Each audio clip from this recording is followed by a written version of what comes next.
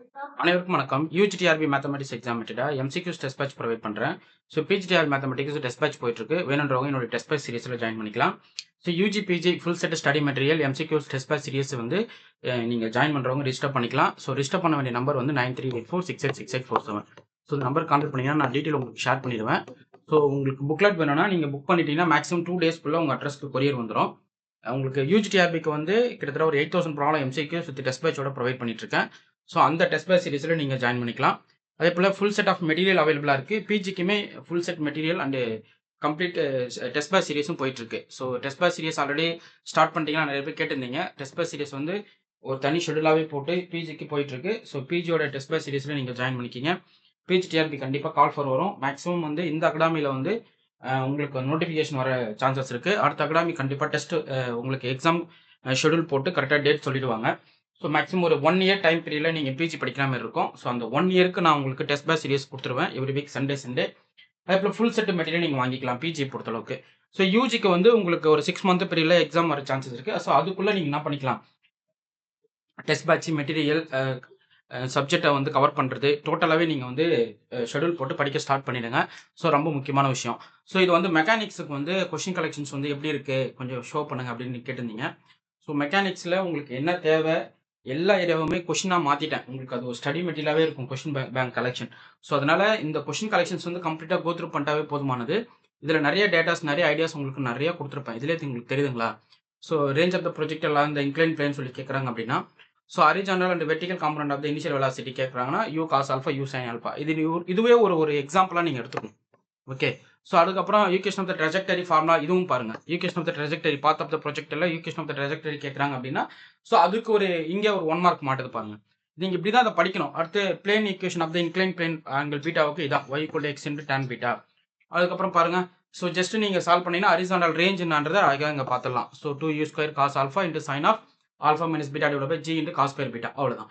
So இதுக்குள்ளே பாருங்க எத்தனை 1 மார்க் மாட்டுது பாருங்க. 1 2 3 4 1 மார்க் இதுக்குள்ளே மாட்டுது.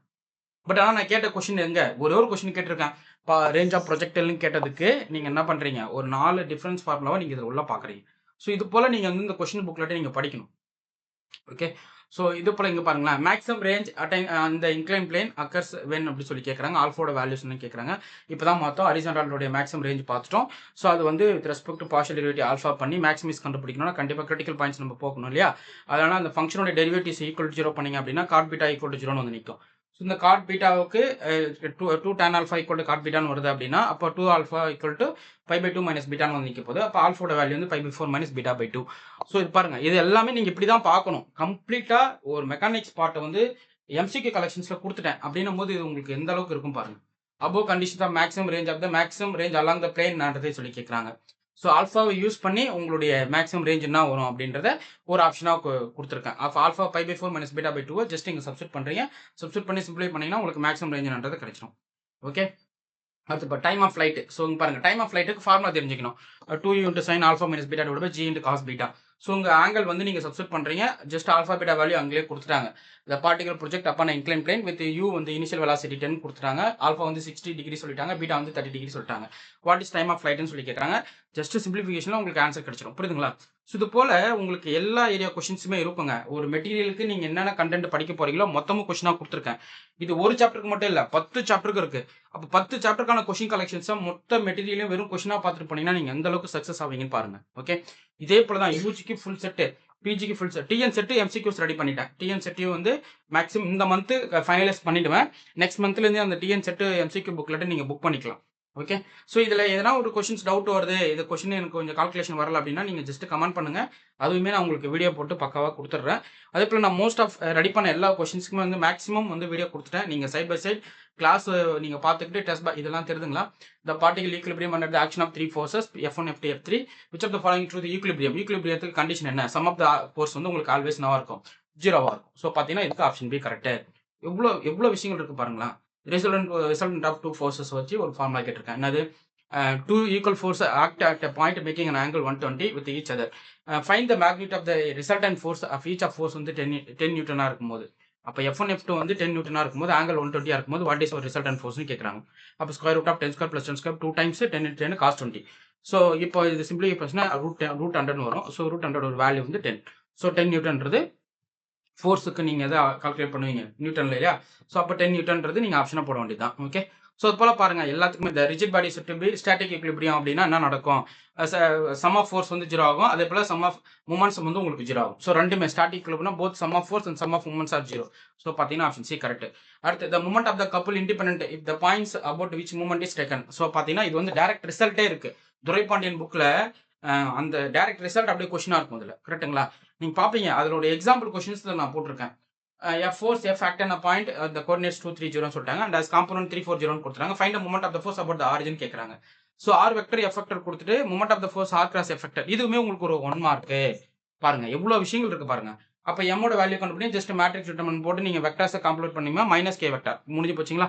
சோ எவ்வளவு விஷயங்கள் இருக்கு பாருங்களா. அடுத்து condition of the euclidean coplanar force system act the force நான் சொல்லி கேக்குறாங்க. கோப்ளானர் ஃபோர்ஸ்ல பொறுத்தவரைக்கு Fx Fy = 0 அதுக்கு அப்புறம் Mz 0. So all the forces conditions equilibrium இருக்கும்போது சம் ஆஃப் ஃபோர்ஸ் வந்து ஈக்குவல் ஆகும், மொமெண்டம் 0 ஆகும். அப்போ போத் A and Bன்றது இங்க கரெக்ட். ஸோ பாருங்க எவ்வளவு விஷயங்கள் இருக்கு பாருங்க. ரிசல்டன்ட் ஃபோர்ஸ் ரெண்டு ஃபோர்ஸ் கொடுத்து ரிசல்டன்ட் ஃபோர்ஸோட மேக்னிட்யூட் கேட்கலாம், வெக்டர் கேட்கலாம், டைரக்ஷன்ஸ் கேட்கலாம். ஸோ அதை பேஸ் பண்ணி கொஸ்டின்.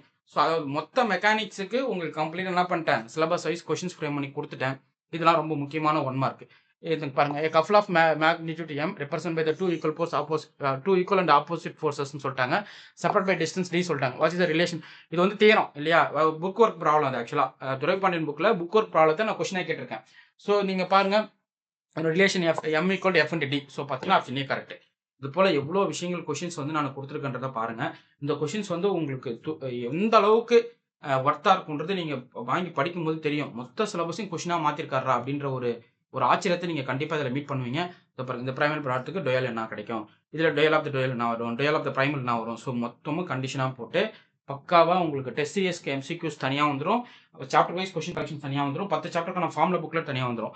ஸோ இவ்வளோ கண்டிஷன்ஸோட நான் உங்களுக்கு கொஸ்டின்ஸ் கொடுக்குறேன்னா அது எந்த அளவுக்கு ஒர்த்தா இருக்குன்றதை பாருங்க. ஓகே.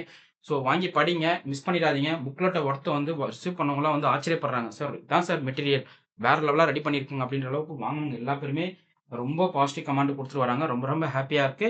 அதே போல் டெஸ்ட் சீரிஸ் இது வரைக்கும் 250 பேர் கேண்டிடேட் யூஜிடிஆர்பியில் ஜாயின் பண்ணியிருக்காங்க, பிஜிடிஆர்பியில் 300 பேர் இருக்காங்க. ஸோ நீங்களும் அந்த டெஸ்ட் சீரிஸில் ஜாயின் பண்ணுங்க. நீங்களும் நிறைய கொஸ்டின்ஸ் கலெக்ஷன்ஸ் ரிசீவ் பண்ணுங்க, படிங்க, குரூப் ஸ்டடி பண்ணுங்க. கொஸ்டின்ஸ் ப்ராக்டிஸ் பண்ணிட்டு இருந்தால் மட்டும்தான் நம்மளால சக்ஸஸ் பண்ண முடியும். அது நீங்கள் நல்லா மைண்டில் வச்சுக்கணும். ஓகே. ஸோ அதை மிஸ் பண்ணிடாதீங்க. நீங்கள் ஒரு இன்ஸ்டியூட்டில் படிக்கிறீங்க, நோ ப்ராப்ளம், என்னுடைய புக்லெட் வாங்கி படிங்க, கொஸ்டின் ப்ராக்டிஸ் பண்ணுங்க. ஸோ நிறைய கற்றுக்கலாம். 2 இன்ஸ்டியூட்டோடைய டிஃப்ரென்ஸை நீங்கள் பார்க்கலாம், நிறைய கற்றுக்க முடியும். ஸோ எவ்வளோ விஷயங்கள் இருக்குது அப்படின்றது நீங்கள் தெரிய வரும். ஓகே. இதுவுமே கொஸ்டினாக பார்த்துருக்கீங்களானா கொஞ்சம் டவுட் இல்லைங்களா? அது எல்லாத்தையும் கொஸ்டினாக அங்கே மாற்றி கொடுத்துருக்கேன் அப்படின்னும் போது அது உங்களுக்கு மிகப்பெரிய லெவலில் ஒர்த்தாக இருக்கும். Okay fine. உங்களுக்கு இந்த வீடியோ பிடிச்சிருந்தா லைக் பண்ணுங்க, கமெண்ட் பண்ணுங்க, உங்க ஃப்ரெண்ட்ஸ்க்கு ஷேர் பண்ணுங்க.